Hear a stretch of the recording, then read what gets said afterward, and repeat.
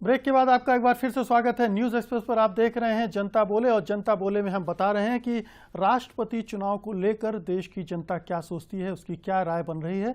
हमने जनमत सर्वेक्षण किया है CNX के साथ मिलकर और उसके नतीजे आपके सामने रख रहे हैं। हमारा अगला सवाल था कि क्या इस सवाल के लिए हमने कई लोगों के सामने दावेदारों के नाम रखे कि अगर चुनाव में जितने नाम उछल रहे हैं उनके बारे में उनकी क्या राय है।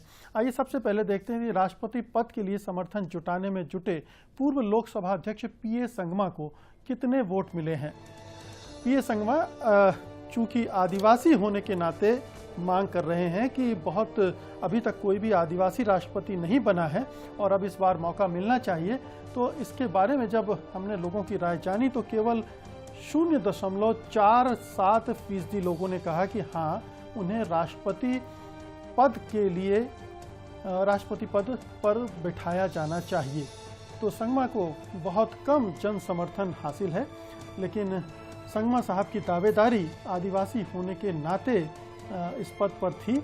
अरविंद जी थी है, अभी भी वो घूम रहे हैं। सबसे पहले तो उन्हीं का नाम आया और उनका समर्थन जो भी है थोड़ा ज़्यादा वो दिखने लगा है, बल्कि अपनी पार्टी से ही उनको समर्थन नहीं मिल रहा है। NCP के नेता शरद पवार जी ने साफ कहा कि वो अभी पार्टी ने उस पर कोई विचार नहीं किया है, लेकिन बीजू जनता दल का समर्थन लेने के बाद से वो ताल ठोक के मैदान में। आपको लगता है अमिताभ जी कि कुछ इसमें गति आएगी, संगमा साहब को कुछ समर्थन मिल पाएगा? समर्थन नहीं मिल सकता, कि वो केवल नहीं मिल सकता, जो राजनीतिक समीकरण है उसमें नहीं मिल सकता। और मैं सिद्धांतता इस बात के खिलाफ हूं। आखिर कहीं तो कोई एक लक्ष्मण रेखा खींचिए, देश में कोई एक पद तो ऐसा सुरक्षित कर दीजिए जिसमें जाति, क्षेत्र, वर्ग, लिंग इसके आधार पर चयन नहीं हो।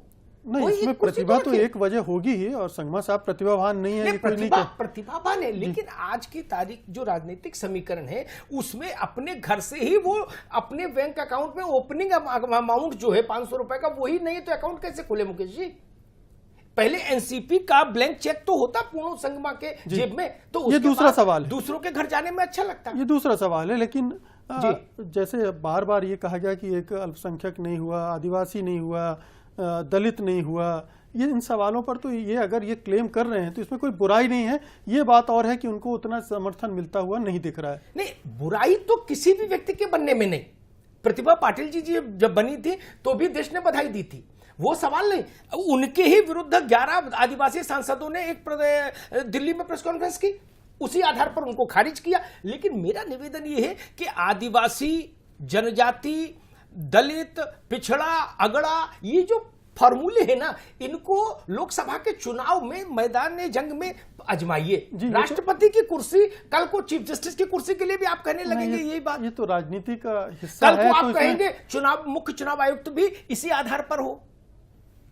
मुझे लगता है वो राजनीतिक पद नहीं है, इसलिए उसको उस पर दावेदारी उस तरह से तो नहीं करेंगे। लेकिन हम एक बार पहले बाकी लोगों के बारे में भी देख लेते हैं कि और जो नाम हमने लोगों के सामने रखे राष्ट्रपति पद के दावेदारों के तौर पर, उनके बारे में क्या राय है। रक्षा मंत्री AK एंटनी का नाम भी इस बीच उछला था। उन्हें 1.18% लोगों ने अपना समर्थन देने की बात कही है। इसके अलावा जो दूसरे नाम हमारी सूची में थे उनमें लोकसभा अध्यक्ष मीरा कुमार का है। इन्हें राष्ट्रपति पद के लिए कितने लोगों की ये पसंद रही हैं, इसके बारे में आप देख सकते हैं स्क्रीन पर। 1.52% लोग मीरा कुमार को राष्ट्रपति पद पर बैठे हुए देखना चाहते हैं। एक उद्योगपति का नाम भी हमने सूची में जोड़ा, रतन टाटा का, और उनके बारे में जो राय निकल कर आई है, इनके मुकाबले जो नाम हमने अभी तक गिनाए हैं थोड़ी ज़्यादा है, 4.67% का। और ये एक देश में बदलती मानसिकता का भी परिचायक इसे माना जा सकता है कि उद्योगपतियों को राष्ट्रपति पद के दावेदार के तौर पर भी ये मुल्क देखने लगा है। देश के मुख्य चुनाव आयुक्त HY कुरैशी का नाम भी राष्ट्रपति पद के तौर पर सामने आया है। उन्हें भी 4.72% के लोगों का समर्थन मिलता दिख रहा है, जो कि मैं समझता हूं कि मामूली बात नहीं है। अगर कुरैशी साहब इतना समर्थन जुटा पा रहे हैं, इसमें उनका कुछ और नाम है, उन पर भी नज़र डालेंगे। लालू प्रसाद यादव सहित कई नेताओं ने उनके नाम की वकालत की थी। मौजूदा उपराष्ट्रपति हामिद अंसारी को ही प्रमोट करके राष्ट्रपति बना दिया जाना चाहिए, ऐसा कई लोगों का कहना था। और 5.17% लोग ये मानते हैं कि वो इस पद के काबिल हैं उन्हें बना देना चाहिए। सेना में भ्रष्टाचार का मुद्दा उठाकर चर्चा में आए सेनाध्यक्ष वीके सिंह ने काफ़ी सुर्खियां बटोरी हैं। उनकी छवि एक ईमानदार आदमी की बनी है और 10.50% लोग उनको भी राष्ट्रपति पद का दावेदार मानते हैं। इसके अलावा हमने वित्त मंत्री प्रणब मुखर्जी का नाम लोगों के सामने जब रखा तो उनके बारे में 11.24% लोगों ने हाँ में राय भरी। मतलब अभी तक जितने भी प्रत्याशी थे, दावेदार थे, उनमें से सबसे ज़्यादा प्रणब दा को लोगों का समर्थन मिलता दिख रहा है। इसके बाद अन्ना हजारे का नाम भी हमने लोगों के सामने रखा और उनको अच्छा खासा देश की आबादी राष्ट्रपति पद का दावेदार मानती है। 18.11% लोगों का कहना है कि उन्हें राष्ट्रपति बनाया जाना चाहिए। लेकिन सबसे ज़्यादा लोकप्रिय कौन रहा है इस होड़ में या इस सर्वे में, तो हम आपको बता दें कि पूर्व राष्ट्रपति एपीजे अब्दुल कलाम सबसे ज़्यादा लोगों की पसंद है राष्ट्रपति पद के लिए। 41.37% लोग मानते हैं कि उन्हें एक बार और राष्ट्रपति देश का बनाया जाना चाहिए। तो ये था राष्ट्रपति पद के जो विभिन्न दावेदार उभरे हैं इस बीच में, उनके बारे में आम लोगों की राय क्या है।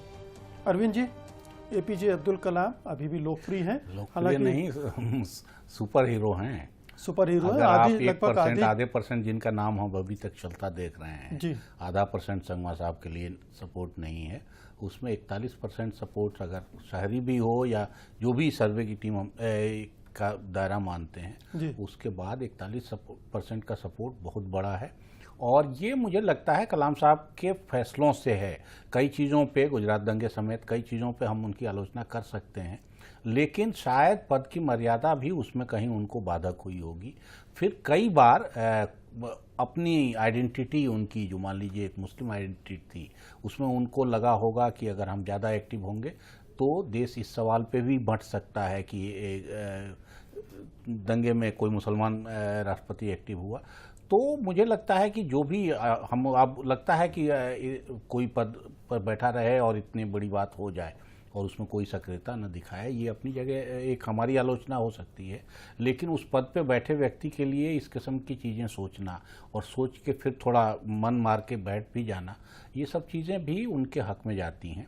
और जिस तरह से वो सक्रिय रहे, असल में असली चीज़ वही है कि उनकी पहले की जो भी छवि थी, उसके बाद उनकी जो सक्रियता थी, एक लेवल पे भोलापन भी उनमें, कहीं किसी फैसले में कोई शरारत, कोई बदमाशी, कोई किसी को परेशान करने वाला मोटिव कभी उनके किसी फैसले में न तो लगा कि ये रबड़ स्टैंप जैसा मामला है कि जो सरकार कह रही, उस तरह की चीज़ों पे अड़े भी कई पे, लेकिन कई बार ये कि कहीं भी कुछ मजा लें, कुछ शरारत करें, किसी को औकात बता दें, ये वाला एलिमेंट शायद उनमें कभी नहीं था। शायद इस दो दावेदारों में बड़ा फर्क है।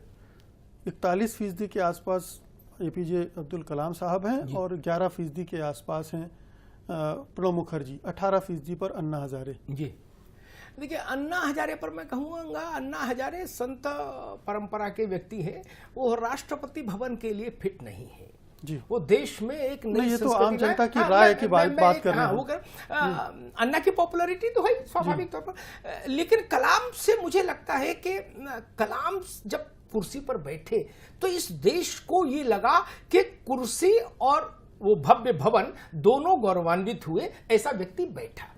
बहुत सारी खूबियों का जिक्र अरविंद भाई ने किया।